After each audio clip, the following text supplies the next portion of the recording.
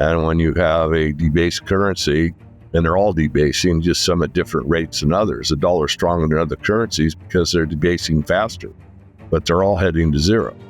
So because of that fact, you're going to see gold maintain its value.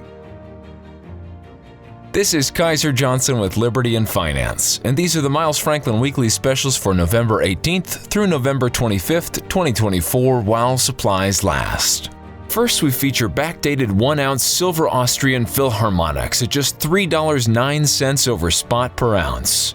We also feature the limited edition 2024 1-ounce gold UK Lion and Eagle coin at just $99 over spot per ounce. To order our specials or any of the many other options we have available, call us at 1-888-81-LIBERTY. That's 1-888-815-4237. We're available after hours and on weekends, and we look forward to speaking with you. Hey everyone, this is Elijah K. Johnson with Liberty and Finance. And back with us today is our good friend David Morgan from the Morgan Report. David, thank you so much for joining us today. Elijah, thanks for having me back. Thank you. Well, it's great to have you today. It looks like you're traveling. I heard you're at the New Orleans Investment Conference. Can you tell us a bit about your travels there? Well, you bet. It's the 50th anniversary of the New Orleans Gold Conference, which when I was your age or so, it was like the premier gold conference in the world. And it certainly has a lot of clout still. I mean, they've had, Milton Friedman spoke there, Margaret Thatcher spoke there. I mean, dignitaries would be like keynotes at times. But I just want to mention about James Blanchard III, who founded the company. And he, when Nixon did the closure of the gold window, on his second inauguration, Blanchard rented a plane that had a tail banner behind it that said legalize gold. And he had a couple ounces of gold and was actually protesting and asking, the police to arrest him for owning gold. And Gerald Ford actually saw a Blanchard commercial and decided that he would, make gold legal again for Americans to own. So you go back in the history of, the honest money, sound money movement. James Blanchard III was certainly one of the front runners in that movement. I was going to say that during my speech later today, just to remind everybody that's at the conference. I'm sure probably 30, 40% probably know that story, but there's probably half of the audience that really don't. And just to, talk about people that influenced me. I know I had some influence on you, and I know others than myself. Certainly it's not one person, but it's actually the philosophy, the ideology, or the plain seeking truth of what works in a monetary system and what doesn't. What's the fairest way to go about transactions with each other? So back to you. Definitely. And I think make gold legal again is a fantastic slogan that, really came about, right? You can own precious metals, and it's a great way to take back your liberty there when it comes to your financial livelihood. I did want to ask you about the gold market that we've seen in the last couple weeks here. We've seen a significant downturn amid Trump being reelected. It seemed to be the catalyst for whatever reason. Maybe people are thinking that the financial system is okay now. But your take on that, and also the rally we've seen here maybe just in the last 2 days. I think gold maybe got slightly ahead of itself. I mean, it was maybe overbought. And, Trump was maybe the reason, maybe not, but it obviously had a big sell-off. These are normal moves in a bull market. I mean, I've warned about this time and time again, where, the main idea is to stay on board, hold tightly all the way up, because there will be these shakeouts that will scare people out. And this probably the first one we've had since we broke well above the 2000 level, got all the way up to about 2,800. Now we've had this correction down to 2,550 or so. It's coming back up. I think we're in a trading range for a while. Then the trading range could be to the end of the year. It could go into halfway through 2025. I don't know. But I do think that we are in the third leg up, which should be the most powerful. It should be fairly short in duration, because we've had a bull market basically from the year 2000. It went 2011, and then from 2011 till recently. We basically did a big, down move, big correction all the way from roughly 2000 to 1050 and then back up. And now we're making new highs. So the big picture again is higher prices and how long. I'd say 2 or 3 more years or probably at the end of the cycle. Now, when it comes to some of the fundamental factors we're seeing driving the gold price back up in the last couple of days, obviously we're seeing increased geopolitical tensions. I wanted to get your perspective on that. Ukraine, shooting long-range missiles into Russia yesterday. U.S. made long-range missiles, and then Russia is now retaliating. It's unclear what they retaliated, what kind of missile they retaliated with. Ukraine is claiming it's an ICBM, but your perspective on this escalation that we've been seeing? Well, you said it all, Elijah. I'll just add bombs move markets. It's a corny saying that's a bit upsetting to me, probably to many people, not just Americans, but that's the truth of the matter. And that's probably a good reasoning on why we're seeing an increase in a safe haven status. It is a bit shocking, especially since, the American people overwhelmingly, the popular vote was for Trump, and now Biden is dramatically changing course here and escalating the situation in Ukraine. Your perspective on the administration just kind of going full force into a war as Biden's term ends? Yeah, again, you said it correctly, or at least in my strong opinion. Look, you had the idea there for a little while that Trump's in, peace is going to happen. We're going to make, the Ukraine war is going to stop. And then the Biden administration accelerates it, does this bombing. U.S. made bombs, as you said, and now it's a flip-flop. Peace, peace, peace, gold goes down. Oh, no, war, gold goes up. That's about that simple. Moving forward here, a lot of people were hoping that Trump would bring peace. He didn't have a major war in his first term, but your perspective going into Trump's first term, do you see that as a possibility, or will things escalate too far to really get things under control? That's a really tough call, as we both know. If the Russians retaliate, which they most likely will, with an ICBM, as you mentioned, what happens next is the Ukrainians fire back harder than ever, and this thing really gets out of hand. That's a possibility. The other possibility is they kind of stagnate here, kind of at this level, moves into the January 21st onward, and Trump is able to negotiate some type of settlement. Maybe the Donbass goes to Russia, and we adhere to the Minsk agreement, and people understand it, say, well, that's the way it should have been from the beginning, but that's a side topic. And, everybody's back peacefully. But the other part of it, of course, is what happens on the other side in the Mideast with, Iran and Israel. And that's another topic. But the Ukrainian war, if that was to end after Trump got into office, I think would certainly quell the markets for a while. And if that were to happen, you could see gold go sideways for a while. The safe haven status is needed. Fearless leader has done us a lot of good worldwide, wants war. Anybody that's sane doesn't. And so that could mitigate the pressure on gold as a safe haven. Now, your fundamental thesis for gold and why you're bullish for gold has really not rested on geopolitical tensions in the past. It's more has to do with the monetary system, how much debt the U.S. has, and ultimately, the fiat currency system failing. So your perspective on the trajectory in that regard, now that Trump is president, does that change anything in your view? No, that's the enlightened view of gold, really. I mean, gold is a monetary hitching post of the universe. And when you have a debased currency, and they're all debasing, just some at different rates than others. The dollar is stronger than other currencies because they're debasing faster, but they're all heading to zero. So because of that fact, you're going to see gold maintain its value, but the price varies because they keep increasing the supply of U.S. dollars and yuan and euros and anything else. And because of that, in paper terms, the price increases, but the status of gold, an ounce of gold is an ounce of gold.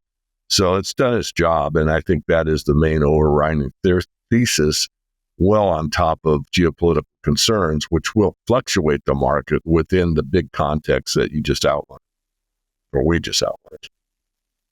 Yeah, it doesn't seem like, with as big of trouble that the U.S. is in, and with the currency system, it doesn't seem like one person can just kind of reverse the ship at this point. I did want to ask you about the BRICS currency, the BRICS countries as well. I mean, there's been a lot of speculation about the BRICS, moving towards a gold-backed currency or a currency tied to gold. You recently put out a video on Arcadia Economics, really highlighting how we kind of see the BRICS nations as moving towards at least something good, right? Gold as a currency. But at the end of the day, in your view, the BRICS is kind of just another political party, in a sense of just as the U.S. has Democrats and Republicans, and it's kind of the blue team and the red team, but they're all moving towards ultimately the same goal of globalism. In a similar sense, BRICS in the West, a lot of the goals that they have are actually shared, and it's more towards a global system to strip people of their liberty. Your perspective on that? No, you outlined it perfectly. I mean, it's sad but true.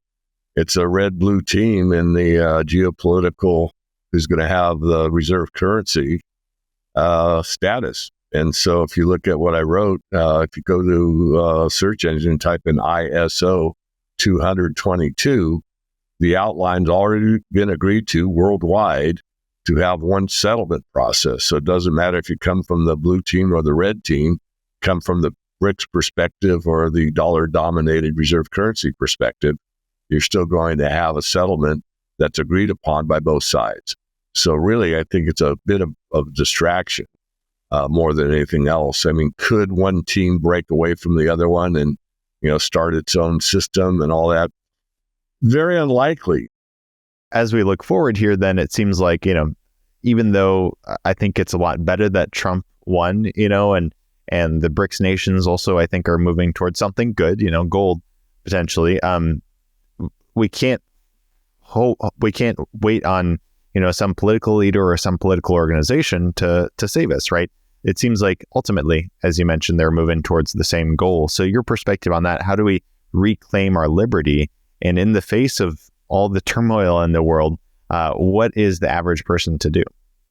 Yeah, that's the basis of my speech here in New Orleans. I'm going to speak later today on the new monetary system, and it's based on the Bankers Bank, the BIS, with the Bank of International Settlements, as basically put forth as a mandate for how the central bank digital currencies all work together under one uniform agreement, which I already outlined, to get the new system in place. So that's the bigger picture. And so how do we mitigate that? Well, there are ways to do it. Of course, gold and silver are really the primary ways to do it. You can do it now, face to face. You can also do it in the digital world. There are several gold and silver backed cryptocurrencies that you can use. Cryptocurrency is an option. I don't see it as the most viable option personally, but it's there. So you've got that option as well. And then you could go even further. I mean, you can go back and look at some of these pushbacks on even during the Great Depression. If you look in recent times, the Ithaca dollar, I mean, communities just did this during the Depression. The Ithaca dollar is a good example of more recent times where a community says, look, we know what money really represents. It represents labor.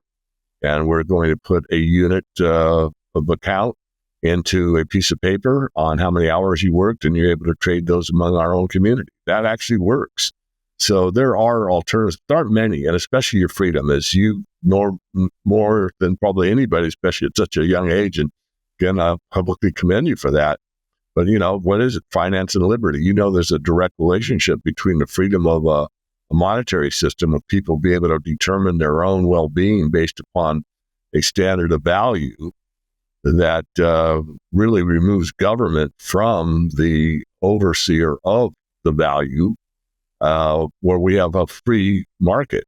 And if you have the currency that's controlled by an entity that tells you what value it is, how much it costs, and all the things that are in the system now, you basically have a huge control mechanism that takes away your liberty. Most people don't think of it in those terms. I know that you do. But as, let's say, the next system comes into place, which it's already done in China, I'm going to digress for a moment. But right now, there's 1.4 billion people in China. 800 million of those people are on the system. And this is the system that the banking elite want to go worldwide. And they don't use anything but their phone. And I'm going to put at the end of my speech, Elijah, that they actually use a handprint as well. And of course, I've always thought there'd be a microchip, implanted into your right hand, perhaps. But this one in China actually reads your palm without a chip in it, based on like a fingerprint, because the lines in your hand are unique, just like a fingerprint is. So if you're in China and you forgot your phone or the power's down and you don't have a charge on your phone and you want to buy something, it's not ubiquitous. It's not everywhere in China, but it does exist where you can just put your hand over a reader and still get your 2 Cokes and whatever they buy at the convenience store and walk out.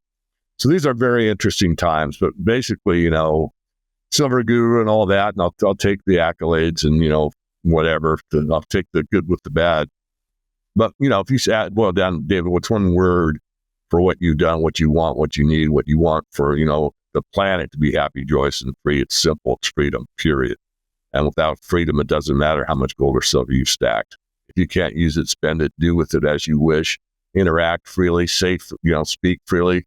I mean, really, what good has it done you? And the answer is not very much in my view. So, it's a bigger picture here. I know you're well aware of it, called liberty and finance, but you talked about freedom throughout the whole thing. And that's the big picture. I mean, you got it very early age. And that's, I think, something that I need to remind people that, having a big stack is even of real money, gold and silver. If you don't have the freedom, again, I'm repeating, but what good is that? And I think that's a message that may be lost, because especially the American system is pretty much, if you have financial freedom, you have freedom. Those days are gone. Now, I did want to ask you also, I guess, to conclude, your final thoughts on the precious metal markets. I know in the last couple of days, it's interesting what we've seen is silver actually not really rising, even falling a bit, but gold rising. Do you see a significance of that? And looking forward here, what are some of the price points that you're looking for to signal that we could be on the next leg up? Yeah, I'm a little disappointed, but not surprised, because I'm looking for a gold-silver ratio to be 70 or lower to confirm that we're in the last leg up. And we really haven't seen it yet at silver. And because of that, concerns me. It doesn't mean we're not in the third leg up. I think we are because of gold's performance. But I want silver to get on board. It certainly has outdone gold, 2 weeks ago, as far as percentage gain, but not by very much. And here we are. Look, it was silver looking weaker than gold. And so I really am not overly concerned. The indication is not that we aren't going higher. It's that we may have a bigger lag than most people expect. I mean, personally, I said I think a couple months, but I also said it could go into well into 2025. I mean, we might get a big trading range between, I'll use gold, but, 2,500 and 2,900 maybe. We might get a new high in January, February of 2025, maybe 3,000. And, that's it, we're on our way. And then it disappoints and gets down to, 2,700. And it's in a higher trading range, but still stuck in a range. So that wouldn't really surprise me, especially if what we already talked about, the Ukraine war goes away. It looks like the Mideast has calmed down. And, there's so many good things happening in the Trump administration. Why worry? Big Brother's taking care of us, and we don't have anything to worry about. Daddy's going to make it all better, and, everything's great again. So we'll see. Well, David, we really appreciate your time today. If our viewers are interested in learning more, they can go to themorganreport.com. Can you tell us a bit about that and any last thoughts you have? You bet. Please sign up for the free newsletter at themorganreport.com. And take a look at my documentary. Finally finished filming all the interviewees. at silversunrise.tv. If you go to silversunrise.tv and it doesn't load, I heard from the producer yesterday, called me here in New Orleans, that looks like the website may be down, so you might just bookmark it. He's probably got it back up. I'm not sure. There's a lot of trailers there that you can watch for free and kind of get an idea of what we've been talking about. What's above and beyond precious metals. Why are they important? But, that big word, freedom. Fantastic. Well, David Morgan, once again, thank you so much for your time, and God bless. God bless. Thank you. This is Kaiser Johnson with Liberty and Finance, and these are the Miles Franklin Weekly Specials for November 18th through November 25th, 2024, while supplies last. First, we feature backdated 1-ounce silver Austrian Philharmonics at just $3.09 over spot per ounce. We also feature the limited edition 2024 1-ounce gold UK Lion and Eagle coin at just $99 over spot per ounce. To order our specials or any of the many other options we have available, call us at 1-888-81-LIBERTY. That's 1-888-815-4237. We're available after hours and on weekends, and we look forward to speaking with you.